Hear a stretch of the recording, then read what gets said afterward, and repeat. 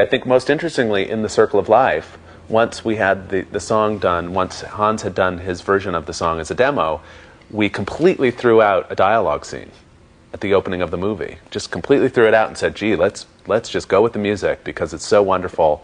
It was so strong and so compelling. We thought it could express everything that we had been trying to set up in all of our dialogue. So we just went ahead and did it visually. The first one was called The Warthog Rhapsody, which basically got the same message over. It was about how the warthog had life all worked out. You know, he got up, he went back to bed, and that was about it. And he ate a lot. And we've tried to get that feeling into Hakuna Matata.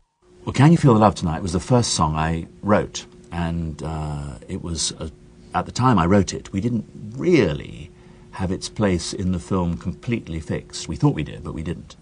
And I must have written about 15 sets of lyrics for that, because having written one set of lyrics, which I sent to Elton, he came back with a beautiful tune.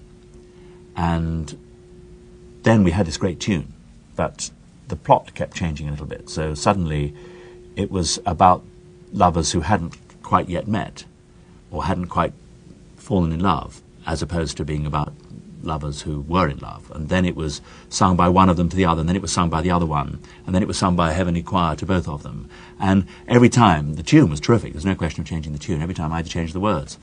So towards the end, I hadn't a clue what the words were. I mean, but the final version of the film, the words in the film, are not the version that Elton sings, because what we've done is Elton loved the original lyrics, the very first lyrics that the song ever had. So it's still the same message, and indeed some of the lyrics are still in the film.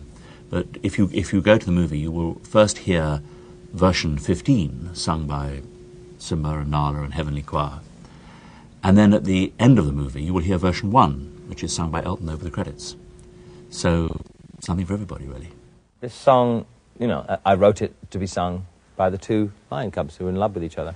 I was horrified to find, when I heard it sung by the warthog, "Can you feel the love tonight?" It was like, oh my God. It was a shock.